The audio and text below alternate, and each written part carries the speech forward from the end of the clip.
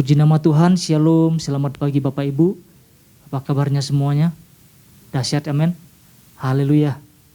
Pagi hari ini kita akan belajar bersama-sama apa yang menjadi pesan Tuhan di dalam kehidupan setiap kita. Pesan Tuhannya adalah percaya dengan tidak ragu-ragu. Percaya dengan tidak ragu-ragu. Mari kita lihat firman Tuhan, Mazmur pasal 26 ayat 1 sampai ayat yang ketiga. Mazmur 26 ayat 1 sampai ayat yang ketiga. Judul perikop Alkitabnya adalah doa mohon dibenarkan oleh Tuhan. Dari Daud, berilah keadilan kepadaku ya Tuhan, sebab aku telah hidup dalam ketulusan. Kepada Tuhan aku percaya dengan tidak ragu-ragu. Ayat yang kedua, ujilah aku ya Tuhan dan cobalah aku. Selidikilah batinku dan hatiku, sebab mataku tertuju pada kasih setiamu, dan aku hidup dalam kebenaranmu. Bapak Ibu yang terkasih di dalam nama Tuhan Yesus, apa yang Tuhan maksudkan melalui pesannya dalam minggu ini, percaya dengan tidak ragu-ragu. Apa yang Tuhan maksudkan? Apakah Tuhan menemukan bahwa ada orang-orang percaya yang mulai meragukan tentang kuasa Tuhan atau tentang keberadaan Tuhan dalam hidupnya? Karena kalau kita perhatikan hari-hari ini, ada banyak hal yang mengalihkan pandangan orang-orang percaya kepada Kristus. Yang mungkin dengan masalah yang banyak yang dihadapinya, dengan pergumulan yang berat dihadapinya. Mungkin ada doa-doa yang tidak terjawab. Akhirnya apa? Akhirnya kehilangan kepercayaan kepada Tuhan. Akhirnya mulai ragu, mulai goyah untuk berjalan bersama dengan Tuhan. Karena kalau kita perhatikan di ayat 1 bagian akhir, Daud mengungkapkan sesuatu yang luar biasa. Dikatakan apa? Kepada Tuhan aku percaya dengan tidak ragu-ragu. Ini begitu jelas, ini begitu tegas. Bukan berarti Daud sok-sokan. Bukan berarti Daud lebih benar hidupnya, tidak. Tetapi kita bisa melihat dari firman Tuhan ini. Kepada Tuhan aku percaya dengan tidak ragu-ragu. Ini yang harus menjadi ungkapan juga yang keluar dari kehidupan setiap kita sebagai orang-orang percaya. Kemarin disampaikan bahwa perjalanan Daud bersama Tuhan bagaikan seorang yang sedang mengendarai apa Bapak Ibu? Roller coaster. Iya kan? Sesuatu yang tidak mudah, sesuatu yang tidak mulus, tidak selalu rata perjalanannya. Kadang ada di atas, kadang ada di bawah, kadang berbelok-belok. Tapi kita bisa melihat Daud bisa melewati semuanya itu bersama dengan Tuhan. Jangan sampai muncul keraguan-raguan di dalam kehidupan setiap kita Bapak Ibu. Kita bisa mempelajari tentang pribadi Daud yang hidup memberikan keteladanan bagi setiap kita, bagi gereja Tuhan masa kini. Kalau kita melihat Bapak Ibu, ada beberapa keteladanan yang kita bisa lihat di ayat ini Bapak Ibu. Yang pertama itu hidup di dalam ketulusan. Ini Daud luar biasa. Yang kedua hidup di dalam iman yang penuh. Dikatakan tidak ragu-ragu. Tidak bimbang. Yang ketiga, hidup di dalam kejujuran dan kebenaran. Ini sesuatu yang luar biasa Bapak Ibu. Dan kalau kita mempelajari tentang semua kehidupan Daud, ada banyak hal yang dapat kita pelajari, yang kita ambil, yang kita teladani dari kehidupannya. Nah sekarang kita akan masuk dalam inti pesan Tuhan Bapak Ibu. Ada sesuatu yang sangat menarik di dalam inti pesan Tuhan ini yang perlu kita renungkan bersama-sama dan kita juga boleh lakukan. Dikatakan seperti ini Bapak Ibu, Tuhan yang menyelidiki hati setiap umatnya. Tuhan sangat mengetahui dan memerhatikan kualitas masing-masing dari kita. Seperti pesan Tuhan minggu lalu dikatakan, jangan menjadi prajurit yang terluka. Karena gini Bapak Ibu, ternodanya hati akan membuat seseorang percaya sulit untuk apa? Untuk sungguh-sungguh mempercayai Tuhan dengan tanpa ragu. Masih ada lanjutannya Bapak Ibu. Sedang untuk berjalan bersama Tuhan, kita butuh mempercayai Tuhan sungguh-sungguh. Kita bagian dari timnya Tuhan. Butuh hati yang saling mempercayai. Tuhan sedang membawa kita untuk menggenapi rencananya. Jadi ada rencana Tuhan yang harus tergenapi di dalam kehidupan setiap kita. Ketika hati ragu, maka dikatakan gini, gagallah sebuah misi untuk tiba di tempat tujuan. Kalau orang gak percaya, kalau orang ragu tidak akan sampai kepada tujuan. Akan menjalani kehidupan kekristenannya seperti itu saja. Yang penting ke gereja, yang penting berdoa. Tidak seperti itu, ada tujuan Tuhan. Ada misi Tuhan yang besar di dalam kehidupan setiap kita. Makanya dalam perjalanan kekristenan, kita harus benar-benar percaya. Berjalan sungguh-sungguh, percaya sungguh-sungguh bersama dengan Tuhan. Kemarin disampaikan dua hal Bapak Ibu. Yang pertama yang disampaikan oleh Bapak Gembala, saya ulang lagi ya supaya kita benar-benar mendengarnya berulang-ulang dan kita boleh tangkap. Yang pertama gini Bapak Ibu, mempercayai Tuhan dimulai dari belajar mengenalnya atau belajar berjalan bersama Tuhan. Yang kedua, mempercayai Tuhan dimulai dari hati yang bersih, tanpa luka dan noda. Oke, kemarin minggu lalu kita dijelaskan banyak hal Bapak Ibu. Karena saya percaya setiap kita orang-orang yang sudah dimerdekakan, amin. Nah, pagi hari ini Bapak Ibu kita akan belajar dua hal. Yang pertama yang saya mau sampaikan adalah mempercayai Tuhan dimulai dari belajar untuk menghidupi setiap kebenaran. Saya merenungkan ini Bapak Ibu. Jadi salah satu tanda orang yang sungguh-sungguh percaya kepada Tuhan tanpa ragu adalah orang yang mau belajar menghidupi setiap kebenaran Tuhan di dalam hidupnya. Seperti apa? Seperti yang dilakukan Daud.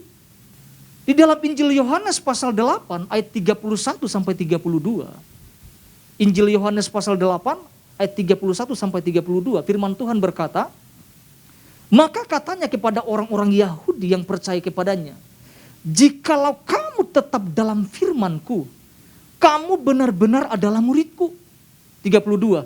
Dan kamu akan mengetahui kebenaran. Dan kebenaran itu akan memerdekakan kamu. Artinya kebenaran itu akan melepaskan kita dari setiap ikatan, dari setiap belenggu. Dari hati yang keras, dari hati yang tidak mau mendengar, dari hati yang tidak taat, dari hati yang tidak percaya. Karena saya mempelajari adalah kebenaran itu akan menuntun seseorang itu kepada perjalanan iman yang penuh kepada Kristus. Karena iman timbul dari pendengaran firman Tuhan.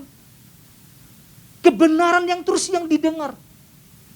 Kebenaran itu adalah perkataan, setiap perkataan yang keluar dari mulut Allah. Itulah kebenaran. Nah kita mau lihat firman Tuhan Bapak Ibu, Mazmur 26 ayat 3 sampai 5. Kita mau lihat kebenaran-kebenaran apa sih yang dikerjakan oleh Daud ini. Ayat yang ketiga, dikatakan seperti ini Bapak Ibu. Sebab mataku tertuju pada kasih setiamu dan aku hidup. Dikatakan apa? Aku hidup dalam kebenaranmu. Ayat 4, aku tidak duduk dengan penipu dan dengan orang munafik aku tidak bergaul. Aku benci kepada perkumpulan orang yang berbuat jahat. Dan dengan orang fasik aku tidak duduk. Jadi apa yang kita lihat di sini Bapak Ibu? Di ayat yang ketiga dijelaskan dengan tegas. Dikatakan apa? Sebab mataku tertuju pada kasih setiamu dan aku hidup dalam kebenaranmu. Bukan hidup dalam kebenaran diri sendiri. Karena juga ada tentang kebenaran diri sendiri Bapak Ibu. Bukan itu yang Daud hidupi, tetapi kebenaran Allah. Kebenaran di sini dikatakan dari kata emet Bapak Ibu. Artinya kebenaran yang sesuai dengan fakta. Akurat, dapat dipercayai, dapat dipertanggungjawabkan. Kebenaran itu adalah pribadi Allah yang luar biasa. Itulah yang Daud hidupi, kebenaran Tuhan. Sesuatu yang tidak diragukan. Sesuatu yang tidak bisa disangkal kebenarannya. Bukan menghidupi kebenaran diri sendiri. Ada kalanya kadang-kadang firman Tuhan itu datang dengan keras menegur setiap kita. Kadang-kadang hati kita tidak mau menerima, hati-hati orang percaya tidak menerima kebenaran itu. Mengeraskan, menutup. Tapi kita bisa melihat bagaimana Daud menghidupi setiap kebenaran firman Tuhan di dalam kehidupannya. Ternyata Paulus juga menyinggung tentang hal ini Bapak Ibu di dalam Filipi pasal 3 ayat 9. Dikatakan seperti ini. Filipi pasal 3 ayat 9, bukan dengan kebenaranku sendiri karena mentaati hukum Taurat, melainkan dengan kebenaran karena kepercayaan kepada Kristus, yaitu kebenaran yang Allah anugerahkan berdasarkan apa? Kepercayaan. Saya percaya Bapak Ibu, setiap orang yang sungguh-sungguh percaya kepada Tuhan akan menghidupi kebenaran ini, kebenaran Tuhan ini.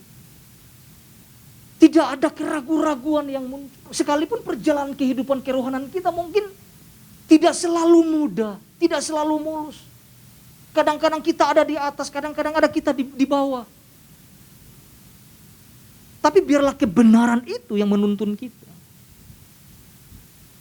Kebenaran itu yang kita hidupin di dalam kehidupan setiap kita. Supaya apa? Tujuan supaya kita mencapai apa yang menjadi tujuan Tuhan dalam kehidupan setiap kita. Kita tidak akan bisa mencapai apapun kalau kita tidak berjalan bersama-sama dengan Tuhan. Kalau kita tidak berjalan dalam kebenarannya di dalam kehidupan setiap kita. Daud banyak pergumulan di dalam kehidupannya Bapak Ibu. Tapi kita bisa melihat dari ungkapannya. Daud menghidupi kebenaran Tuhan. Dan Tuhan juga mau kita lakukan ini dalam kehidupan setiap kita. Orang yang hidup dalam kebenaran akan menjauhi kejahatan. Di dalam Mazmur pasal 37 ayat 27 dikatakan gini. Mazmur 37 ayat 27. Jauhilah yang jahat dan lakukanlah yang baik. Maka engkau akan tetap tinggal untuk selama-lamanya.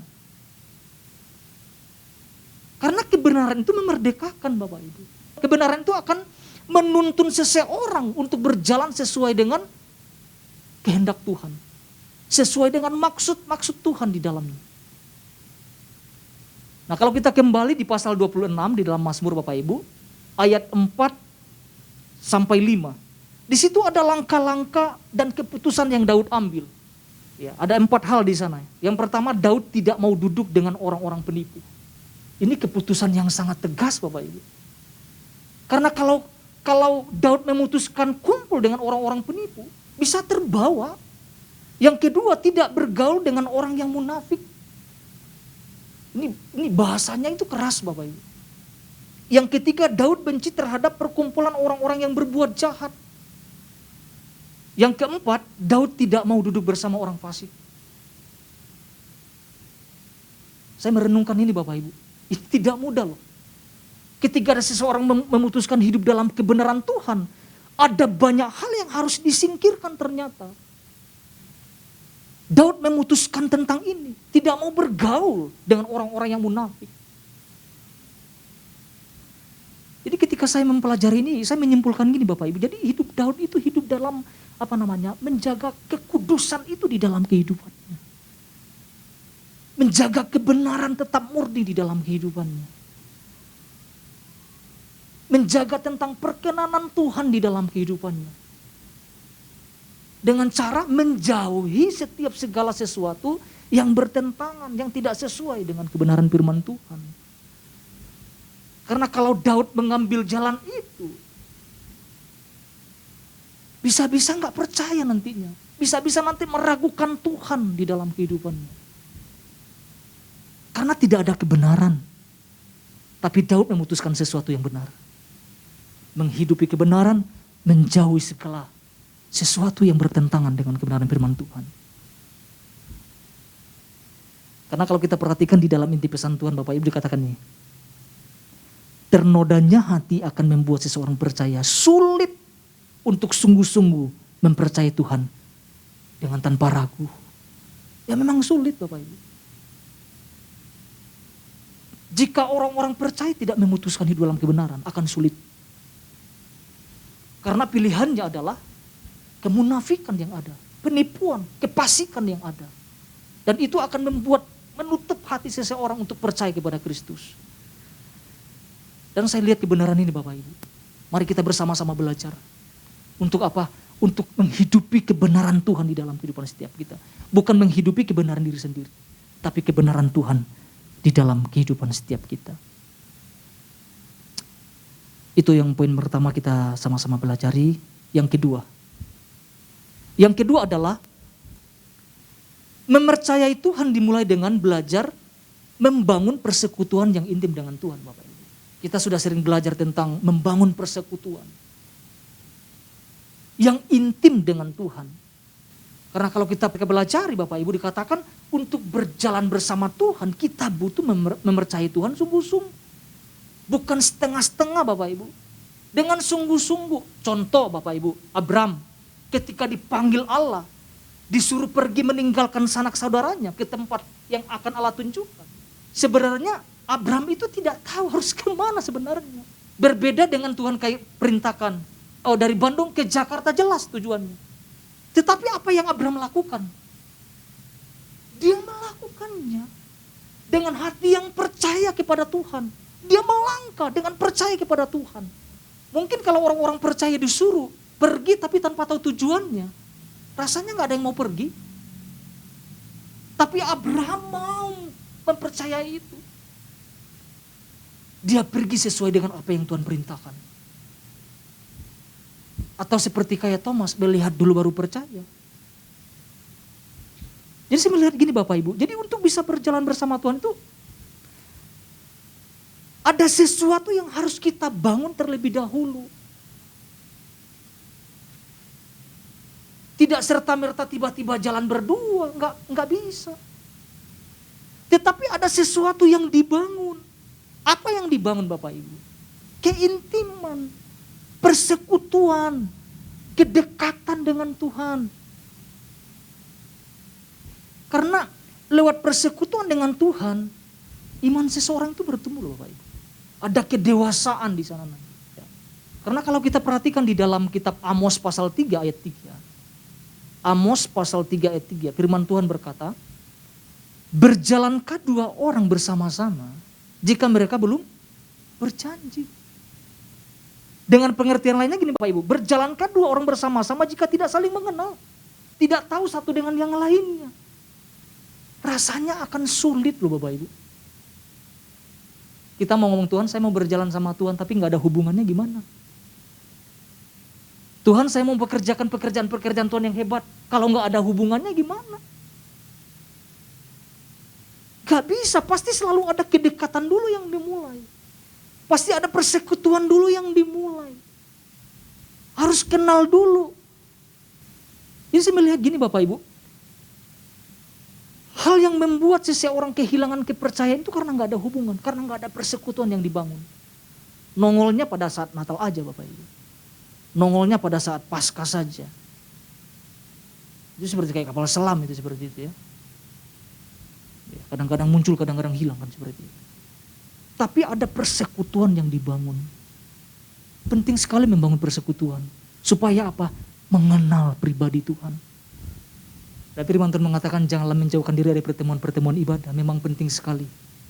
Ibadah itu penting, bersekutu itu penting. Saling menguatkan di sana.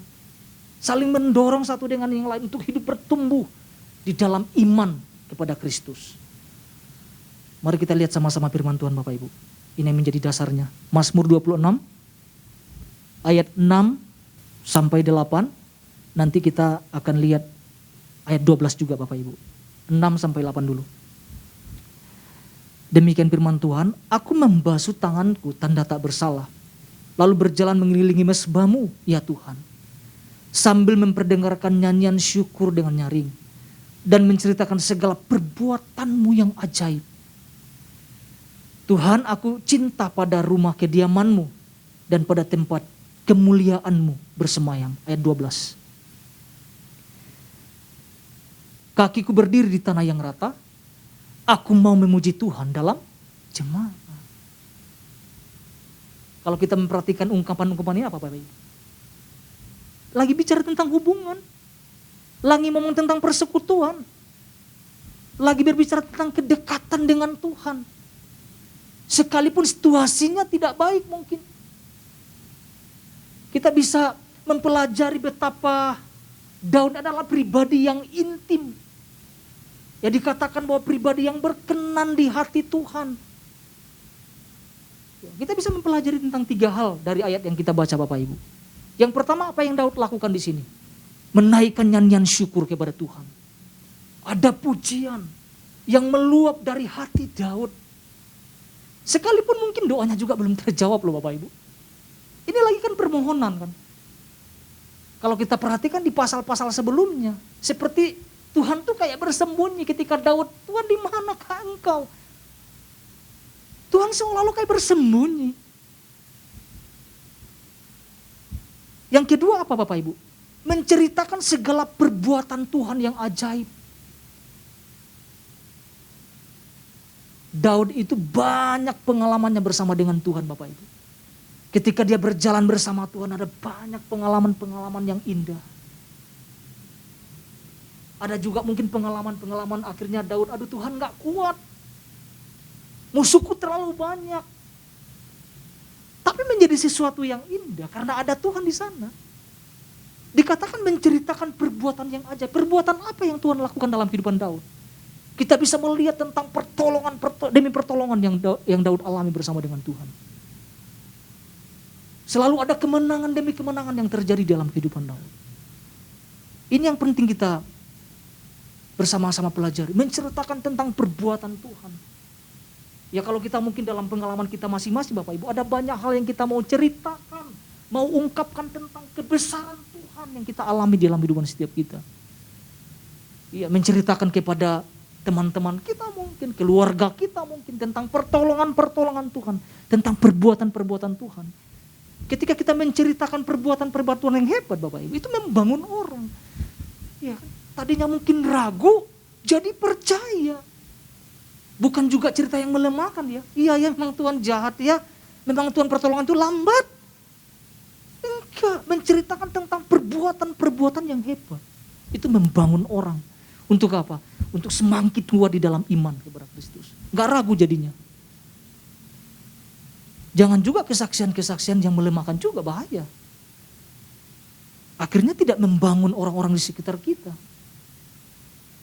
Tapi menceritakan tentang perbuatan Tuhan yang dahsyat yang kita alami. Kita ini diselamatkan Bapak Ibu. Yang ketiga yang terakhir disampaikan apa? Mencintai kediaman Tuhan. Ini lagi ngomong apa Bapak Ibu? Hubungan. Dalam keadaan yang sulit, Daud mencari siapa? Tuhan, Bapak Ibu. Ya, dengan tegas dia mengatakan mencintai kediaman, mencintai rumah Tuhan. Ini yang perlu kita contohi Bapak Ibu. Jadi, mari kita belajar bersama-sama. Mari kuatkan iman kita. Jangan goyah, jangan undur Bapak Ibu. Seperti pesan Tuhan berbicara kepada setiap kita. Dikatakan percaya dengan tidak ragu-ragu. Saya percaya setiap kita adalah orang-orang yang menangkap pesan Tuhan ini dan kita boleh lakukan di dalam kehidupan setiap kita. Tuhan Yesus memberkati setiap kita.